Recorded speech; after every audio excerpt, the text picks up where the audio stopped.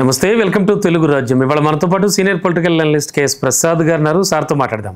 Sir నమస్తే. నమస్తే అండి. షర్మిల ఒక విఫల ప్రయోగం అంటే ఏం జరిగింది అంటే కొన్ని కథనాలు వస్తున్నాయి. ఆ కథనాలు ఎక్కడి నుంచి ఎలా వచ్చాయో మీకు తెలియదు కాదు. అంటే యాక్చువల్లీ ప్రయోగం ఏంటి? షర్మిల గురించి, షర్మిల కెరీర్ గురించి అఫ్కోర్స్ ఆమెను వ్యతిరేకిస్తున్న వాళ్ళు ఏపీలోనే ఉన్నారు, సేమ్ కాంగ్రెస్ పార్టీలోనే ఉన్నారు. చాలామంది బయటకు వచ్చి మాట్లాడుతూ ఉన్నారు. ఏమనుకోవచ్చు ఈ వ్యాఖ్యలకు సంబంధించి? దేనికైనా ఒక తీరువ దెబ్బ ఉండాలండి. ఫస్ట్ థింగ్, మనకి ఇన్హెరెంట్గా పాలిటిక్స్ మీద పూర్తి అవగాహన ఉండాలి. తర్వాత ప్రజెంట్ మూమెంటం ఎట్లా స్టైల్ అవుతుంది అన్న దాని మీద పూర్తి అవగాహన ఉండాలి. దాంట్లో లేకపోతే ఎలా ఉంటుందంటే ఎట్లా కొట్టుకుపోయినట్టే ఉంటుంది. ఆ రాజకీయం ఏడిసినట్టే ఉంటుంది. ఆ ఏడిసినట్టు చేసి రాజకీయం ఎవరు చేస్తారంటే షర్మిల అమ్మ చేస్తుంది. ఎందుకంటే తలా తొక్కలేదు. ఏదో విధంగా పవర్ అన్న దాంట్లోనూ పవర్ గ్రీడ్లోనూ ఉంది ఆవిడ.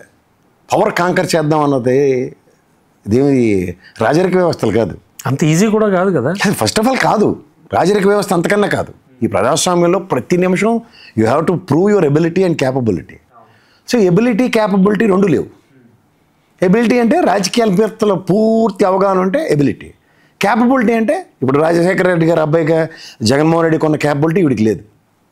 మరి లేనప్పుడు దేనికి ఊరికే మెటమెటలాడిపోవడం అంటే ఓవర్ యాక్షన్ అంటారు దీన్ని. ఇప్పుడు వైజాగ్ స్టీల్ ప్లాంట్కి వెళ్ళింది, ఇలా పెద్ద పొట్టి శ్రీరాముల అంశంలో వెళ్ళి కూర్చుని ఆమాన దర్శనం రెండో రోజు ఎత్తి వచ్చేసింది ఏకంగా. సో ఇలా నిలకడలేని పనులు చేస్తే ఎవరికి ఉపయోగం?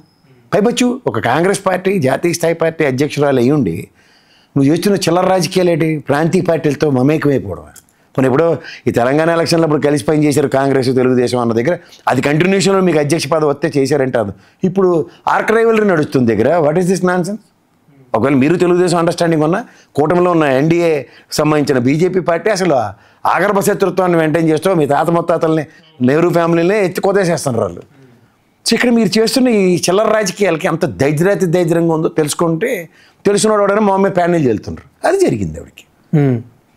సార్ చాలా కీలకం, రాజకీయాల్లో కావచ్చు మిగతా రంగాల్లో కావచ్చు. ఖచ్చితంగా కూడా ఉండేవాళ్ళు, వెనక ఉండేవాళ్ళు ఒక వెల్ విషర్స్గా భావించి వీళ్ళు వాళ్ళ మాట వింటూ ఉంటారు.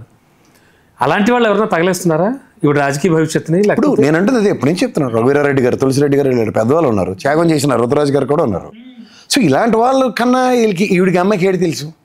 వాళ్ళ మాటలు ఏమైనా వింటుందంటే ఎవరి మాట? మరి ఆవిడ సెలెక్ట్ చేసిన వాళ్ళు ఏమనాలి ఇప్పుడు?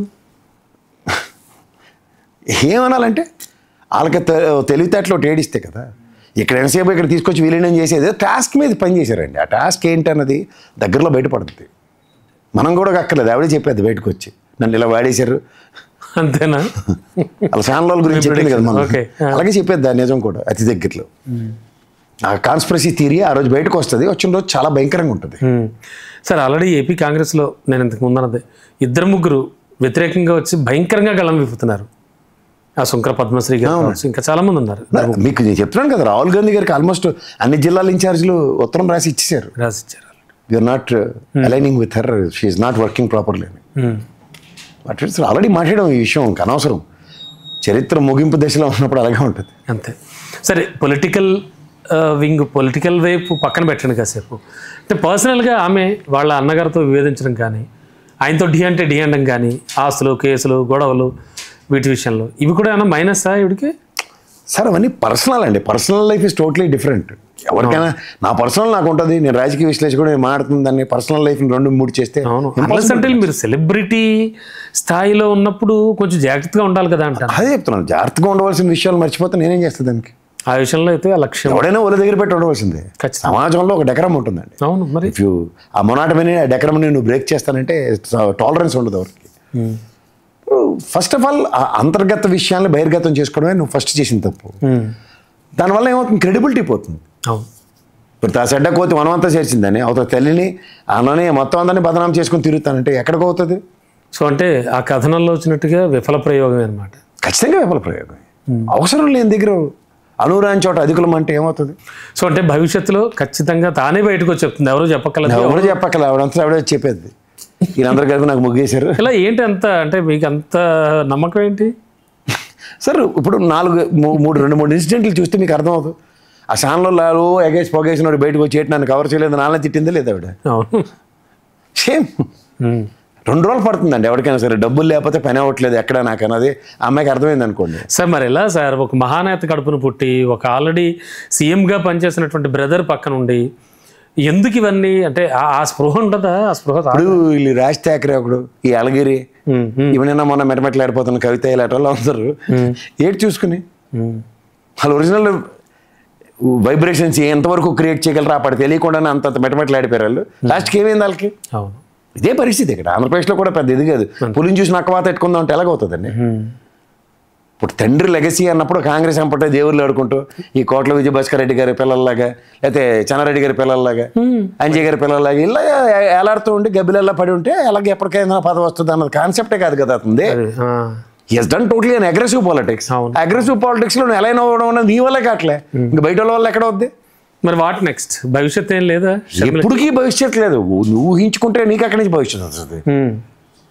మన ఆంధ్రాకి 10 మంది రోజు ఐఏఎస్ ఆఫీసర్లు వస్తారు కాబట్టి నేను కూడా ఐఏఎస్ కలెక్టర్లో ఫీల్ అవుతాను. ఆ కారు నన్ను ఎక్కనిచ్చారంటే ఎండ్ ఆఫ్ ద డే ఏముండదు. రాజశేఖర రెడ్డి గారు అమ్మాయిగా, ముఖ్యమంత్రి గారి అమ్మాయి కాబట్టి ఐఏఎస్ కారు ఎక్కమంటే నేను ఐఏఎస్ అంటే ఎలాగవుతుంది? కాదు, అలా కాదు కదా. ఇప్పుడు అన్న ముఖ్యమంత్రి, నాన్న ముఖ్యమంత్రి, నాన్న ముఖ్యమంత్రి కాబట్టి నేను కూడా అయిపోతానంటే ఇదేమన్నా వారసత్వ రాజకీయాలా? వాళ్ళే రాజశేఖర రెడ్డి గారు ఎన్ని తెప్పలు పడితే ముఖ్యమంత్రి అయ్యారు సార్. ఆయన ఆఖరికి సర్వం తానే నడిపిస్తే కాంగ్రెస్కి ముఖ్యమంత్రి అయ్యాడు ఆయన. అలాగే సర్వం తాను నెత్తిమీద చేసుకుని ఒక ప్రాంతీయ పార్టీని ఆవిష్కరించుకుని కష్టాలు నిష్ఠూరాలన్నీ భరిస్తే అది ఇన్ని తిప్పలు పడితే ఆయన 10 సంవత్సరాల తర్వాత వచ్చిన పదవి అది. పార్టీ పెట్టగానే ఆర్చపల్లిలో పెట్టి ఇచ్చిలే కదా ఆయనకి. ఏది అంత ఈజీగా రాదు. మరి అన్ని తెలిసి అచ్చరి నాతో అన్నీ అయిపోతే నాకు పుట్టి 4 ఆదివారాల్లో నేను చూడండి ప్రపంచం అంటే ఎలాగుంటుందంటే ఇలాగే ఉంటుంది. చూద్దాం sir. Right sir, thank you. Hello, Telugu రాజ్యం ఛానల్ చూస్తున్నారా? సామాజిక, రాజకీయ, జీవన చిత్రణే తెలుగు రాజ్యం. అతిశయోక్తులు, అసత్యాలు ఉండవు. రాజకీయ కోణం కాదు, ప్రజా కోణమే కొలబద్ద. తెలుగు రాజ్యం వీక్షణ మీ ఉత్తమ అభిరుచికి నిదర్శనం.